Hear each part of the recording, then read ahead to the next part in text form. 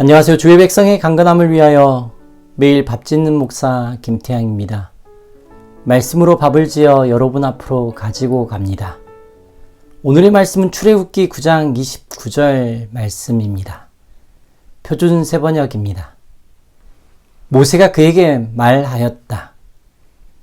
내가 이 성을 나가는 대로 나의 손을 들어서 주께 빌겠습니다. 그러면 천둥 소리가 그치고 우박이 더 이상 내리지 않을 것입니다. 이것은 온 세상이 우리 주님의 것임을 임금님께 가르치려는 것입니다. 7번째 재앙은 우박 재앙입니다. 이 재앙이 좀 특별한 재앙인가 봅니다. 모세가 모세오경을 써가면서 중대한 전환이 있을 때마다 사용하는 표현이 있습니다. 아침에 일찍이라는 표현입니다. 7번째 우박 재앙에서는 하나님이 직접 이 표현을 사용하십니다. 9장 13절입니다. 주께서 모세에게 말씀하셨다. 너는 아침에 일찍이 일어나서 이 표현의 대표적인 모습으로는 아브라함이 이삭을 바쳤던 날, 야곱이 베델에서 베델의 하나님을 만난 그 날 아침에 일찍 일어납니다. 이 표현이 중요한 전환점마다 등장합니다. 그렇다면 왜 이 표현이 우박재앙에 등장하는 걸까요? 우박재앙에 무엇이 특별할까요? 본문에서 살펴볼 수 있는 것이 두 가지가 있습니다. 첫 번째는 이집트인들 안에서 일어난 변화입니다. 모세의 말을 듣는 사람들이 생긴 것입니다. 9장 20절 말씀입니다. 바로의 신하들 가운데서 주의 말씀을 두려워하는 사람은 자기의 종과 집 짐승을 집 안으로 피하게 하였다. 물론 이 이야기를 듣고 반응하지 않는 사람들도 있었습니다.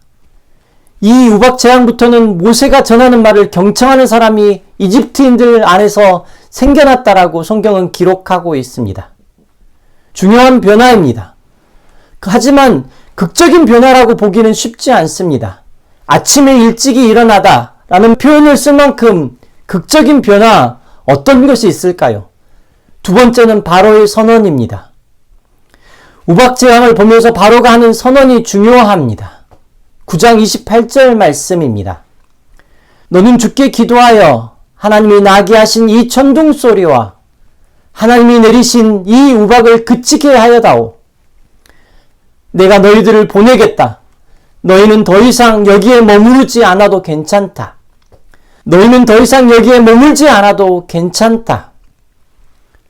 바로의 이 말은 무슨 의미인가요? 그가 지금 하고 있는 응답이 어디서 예배를 드리라라는 응답이 아닙니다. 그의 입에서 너희는 더 이상 여기에 머무르지 않아도 괜찮다입니다. 이 말은 모세와 아론에게 한 이야기가 아닙니다. 자기 앞에서 떠나라고 한 이야기가 아닙니다. 열 재앙을 통하여 바로에게 한 요청이 무엇입니까? 바로는 무엇에 대한 답변을 계속하고 있는데요. 3일길을 가서 안 돼! 아니 여기서! 이런 이야기가 오가고 있었잖아요. 바로가 이야기합니다. 너희는 더 이상 여기에 머물지 않아도 괜찮다. 이 말씀 앞에서 질문해야 합니다. 주 나의 하나님 계속 주님의 마음과 주님의 계획을 우리에게 알리십니다.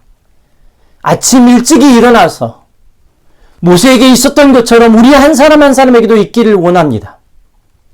이제 이집트 사람들에게도 말씀이 들리는데, 그리고 그들도 구체적인 반응을 하는 사람이 있음을 보는데 우리도 질문을 하고 있는지 물어야 하지 않을까요? 주님의 말씀을 듣고 계시고 주님께서 우리를 향하여서 보여주시는 것에 반응하고 있는지 우리는 질문해야 합니다. 이 시간 다 함께 기도하겠습니다. 주님, 주님의 말씀을 듣게 하옵소서. 하나님이 우리에게 주신 구체적인 지시하심의 은혜를 누리게 하옵소서. 오늘을 살아가고 오늘을 걸어갈 안전과 우리를 향하여서 말씀하여 주시는 은혜를 허락하여 주옵소서. 그리고 주님 앞에 고집을 부리는 것듯이 소용없다는 것을 매일 깨달아가게 하여 주옵소서. 예수님의 거룩하신 이름으로 기도드립니다. 아멘.